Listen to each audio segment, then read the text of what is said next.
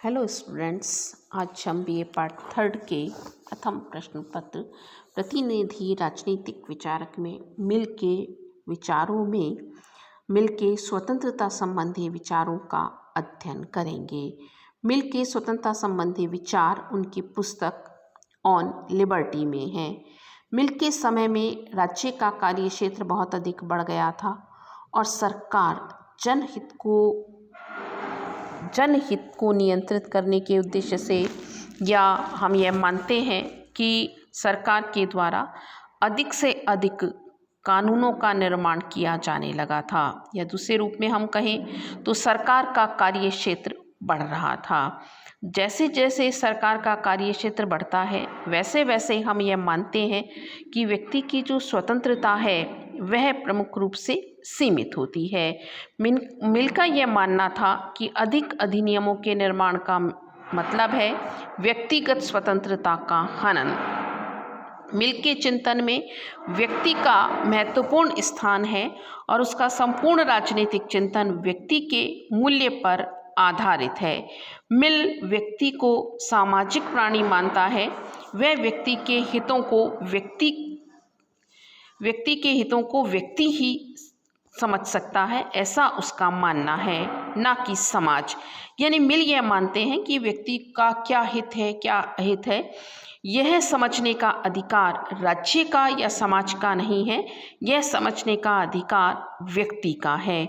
अपने सर्वोत्तम हित व्यक्ति ही सर्वोत्तम रूप से जानता है और वह ही उसे सर्वोत्तम रूप से प्राप्त कर सकता है। मिल का विश्वास है कि व्यक्ति को अपने व्यक्तित्व का निर्माण करने, उसे सुंदर बनाने की स्वतंत्रता है। अतः यह आवश्यक है कि उसे विचार और अभिव्यक्ति की स्वतंत्रता प्रदान की जाए। मिल के अनुसार व्यक्ति को अपने शरीर और मस्तिष्क पर पूर्ण अधिकार है। यानी व्यक्ति अपने शरीर और मस्तिष्क का स्वामी है और इसीलिए उसे इस संबंध में पूर्ण स्वतंत्र होना चाहिए। मिल का मानना है कि व्यक्ति का विकास तभी संभव है जब वह अपने लिए आवश्यक परिस्थितियों को निर्धारित करने का उसे अधिकार प्राप्त हो। अपने व्यक्तित्व का विकास करना मनुष्य का लक्ष्य है, परंतु इस लक्ष्य की प्राप्ति में राज्य और समाज के द्वारा बाधाएं उत्पन्न की जाती हैं। मिल के अनुसार उनका निराकरण आवश्यक है। समाज और राज्य द्वारा व्यक्ति की स्वतंत्रता का हनन अनुचित है। मिल का यह भी मानना है कि व्यक्ति को अपने शरीर और मस्तिष्क के हिसाब से कार्य करने का अधिकार है और समाज की निरंकुशता से व्यक्ति की रक्षा होनी चाहिए। समाज व्यक्ति को विवेक के अनुसार कार्य नहीं करने देता और उसे बाध्य करता है कि वह सामाजिक दृष्टिकोण के अनुसार ही कार्य करे। इस स्थिति को समाप्त कर देना चाहिए। मिल के लिए स्वतंत्रता उपयोगिता से अधिक उच्च और मौलिक थी। मिल का मानना है स्वतंत्रता के अभाव में किसी भी प्रकार का आत्मविकास व्यक्ति नहीं कर सकता है। यानी अगर व्यक्ति अपना विकास करना चाहता है तो मिल के अनुसार उसे स्वतंत्र छोड़ देना चाहिए।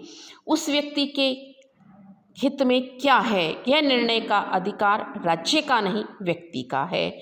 मिल यह भी मानता है कि व्यक्ति के उन कार्यों को करने के लिए भी व्यक्ति स्वतंत्र है जो एक तरह से उसके हिसाब से वह करना चाहता है।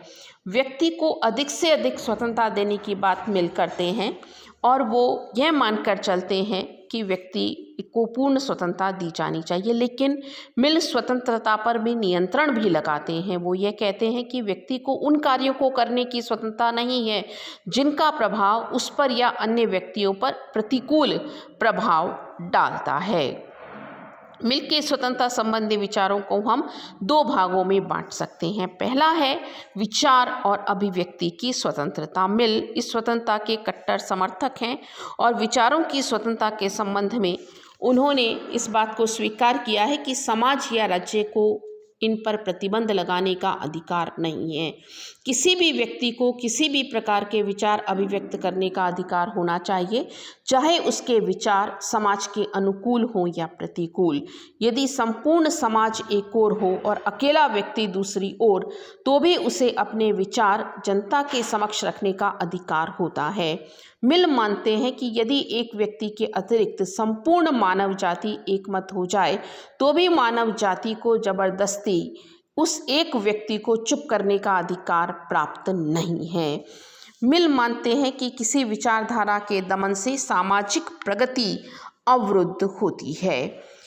मिल ने वैचारिक स्वतंत्रता के बारे में कुछ तर्क दिए हैं जो कि इस प्रकार हैं। पहला है, विचारों पर प्रतिबंध लगाने का तात्पर्य है सत्य पर प्रतिबंध लगाना, और सत्य पर प्रतिबंध लगाने का अर्थ है समाज की उपयोगिता का हनन करना, जिसके कारण समाज का पतन हो जाता है। यानी व्यक्ति के विचारों पर किसी भी परिस्थिति में प्रतिबंध नहीं लगाना चाहिए। दूसरी बात है, अभिव्यक्ति द्वारा सत्य विचारों की पुष्टि होती है, दमनकारी उपायों द्वारा सत्य को बाधित नहीं किया जा सकता, तो इसीलिए भी व्यक्ति के विचारों को बोलने से नहीं रोका जाना चाहिए। तीसरी बात वो कहते हैं, सत्य के अनेक पहलू होते हैं, अनेक पक्ष होते हैं। एक व्यक्ति ने एक पक्ष देखा, दूसरे ने दूसरा पक्ष देखा, तो जितने विचार होंगे उतने ही पक्ष सामने आएंगे।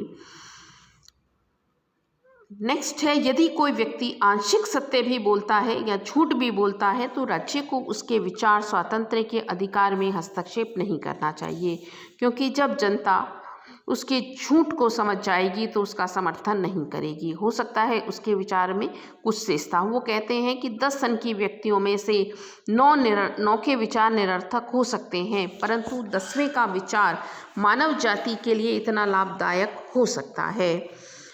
नेक्स्ट है, यदि किसी व्यक्ति के विचार गलत हैं, यदि किसी व्यक्ति के विचार गलत हैं तो भी व्यक्ति होने के नाते उसके विचारों को प्रकट करने से रोका नहीं जा सकता है। नेक्स्ट है, तर्क और बुद्धि से सत्य की परख होती है, ज्ञान का विकास होता है और मिथ्या तथा अंधविश्वासपूर्ण परंपराओं का अंत होता है। और ऐसे समय में व्यक्ति को उसके विचारों से नहीं प्रकट करने से रोका नहीं जाना चाहिए।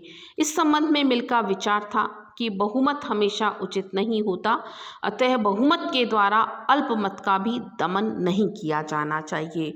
नेक्स्ट है, कार्यों की स्वतंत्रता। कार्य की स्वतंत्रता में व्यक्ति का व्यक्तित्व प्रकट होता है और यह उसकी आत्म उन्नति का मार्ग है। मिल कहते हैं, विचारों की स्वतंत्रता अपूर्ण है और यदि उन विचारों को क्रियान्वित करने की स्वतंत्रता नहीं है तो बेकार है, लेकिन कार्य की स्वतंत्रता के संबंध में वो इस बात को स्वीकार करते हैं कि व्यक्ति को कार्य करने से भी नहीं रोका जाना चाहिए। मानव कार्यों को मिल 2 भागों में बांटते हैं, स्वविषयक कार्य और परविषयक कार्य। स्वविषयक कार्य वे हैं जिन कार्यों से अन्य व्यक्ति प्रभावित नहीं होता है। इन कार्यों की परिधि में व्यक्ति स्वयं है। शिक्षा प्राप्त करना, पहनना, खाना, ये स्वविषयक कार्य हैं और इन कार्यों पर किसी तरह का कोई नियंत्रण नहीं लगाया जाना चाहिए। परविषयक कार्य वे कार्य हैं जिनका प्रभाव समाज के अन्य व्यक्तियों पर पड़ता है। परविषयक कार्यों में व्यक्ति की स्वतंत्रता सीमित होती है। यानी मिल कहते हैं कि वे कार्य जो दूसरों को प्रभावित करते हैं उन कार्यों को करने से व्यक्ति को रोका जा सकता है। इस संबंध में मिल के द्वारा कुछ तर्क दिए गए हैं जिसके संबंध में वो कहते हैं कि राज्य व्यक्ति के व्यक्तिगत जीवन में हस्तक्षेप कर सकता है। पहला है, यदि व्यक्ति स्वतंत्रता का अनुचित प्रयोग द्वारा कर्तव्य को भूल जाता है। दूसरा है, यदि व्यक्ति स्वतंत्रता का अनुचित प्रयोग करता है तथा अन्य व्यक्तियों की स्वतंत्रता में बाधक बनता है तो भी राज्य उसे ऐसा करने से रोक सकता है।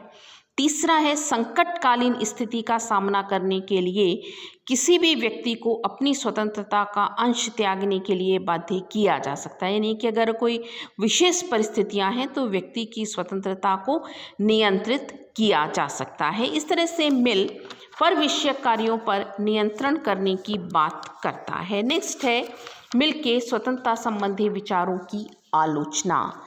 पहली आलोचना है, मनुष्य सदैव अपने हितों का निर्णायक नहीं। मिल यह कहता है, अपने ऊपर, अपने शरीर, अपने मस्तिष्क पर व्यक्ति संप्रभु है, लेकिन मिल का यह विचार अनुचित है। कई बार व्यक्ति के द्वारा गलत निर्णय ले लिए जाते हैं। अपने हितों के लिए हमेशा व्यक्ति का निर्णय सही हो, यह बात सही नहीं मानी जाती। नेक्स्ट है, सनकी व्यक्तियों को स्वाधीनता देना सामाजिक हित में नहीं। जो सनकी हैं उन्हें स्वतंत्रता देना उचित नहीं है, क्योंकि उनके विचार कहीं ना कहीं राज्य को हानि पहुंचा सकते हैं। थर्ड आलोचना है, विचार स्वातंत्र्य संबंधी दृष्टिकोण दुराग्रहपूर्ण और असंतुलित है। दुराग्रह की बात यह है कि वह सनकी व्यक्तियों को स्वतंत्रता देने की बात करता है, लेकिन पिछड़ों को वह यह अधिकार नहीं देता है। नेक्स्ट है, मानवीय कार्यों का आत्मविषयक और परविषयक में विभाजन अव्यावहारिक है। समाज में इस तरह का विभाजन कभी भी देखने को नहीं मिलता, क्योंकि कोई भी कार्य ऐसा नहीं है जिससे व्यक्ति केवल खुद ही प्रभावित होता है। अगर वो शराब पीता है तो ये उसका व्यक्तिगत मामला हो सकता है, लेकिन कहीं ना कहीं वह अपने समाज को, अपने परिवार को भी इससे प्रभावित करता है। नेक्स्ट है, अनुचित बहस की प्रकृति को बढ़ावा देना। मिल यह कहता है कि बिना तर्क के कोई भी बात स्वीकार नहीं की जानी चाहिए। तो हम ये मानते हैं कि अनुचित बहस को वो बढ़ावा देता है और यह स्थिति अनुचित है। नेक्स्ट है, राज्य एक बुराई नहीं है। मानव का व्यक्तित्व ऐसे वातावरण में विकसित हो सकता है जिसमें राज्य का प्रतिबंध हो। राज्य केवल व्यक्ति की भलाई के लिए उसे नियंत्रित करता है। नेक्स्ट है, मिल की स्वतंत्रता संबंधी धारणा नकारात्मक है।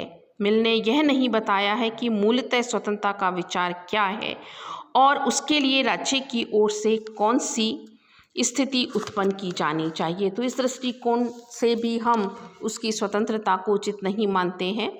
अल्पमत भी अत्याचारी होता है। यह कहना मिल का कि बहुसंख्या वर्ग ही अत्याचार करता है या बहुमत ही अत्याचार करता है, इस बात को हम सही नहीं मान सकते हैं। अल्पमत भी अत्याचारी हो सकता है, एक शासक भी अत्याचारी हो सकता है। नेक्स्ट है, अनियंत्रित स्वतंत्रता हानिकारक है। अगर हम देखें तो हमेशा हम यही मानते हैं कि अनियंत्रित स्वतंत्रता उच्छृंखलता लाती है। स्वतंत्रता वही श्रेष्ठ होती है जो कि नियंत्रित हो। तो इस दृष्टिकोण से निष्कर्षात्मक रूप में हम यह मानकर चलते हैं कि मिल ने स्वतंत्रता संबंधी जो अवधारणा दी है, यूँ तो वह एक श्रेष्ठ अवधारणा के रूप में हमें दिखाई देती है, लेकिन चूंकि मिल अनियंत्रित स्वतंत्रता को स्वीकार करते हैं, इस दृष्टिकोण से आलोचक मिल की स्वतंत्रता संबंधी अवधारणा को उचित नहीं मानते हैं। धन्यवाद।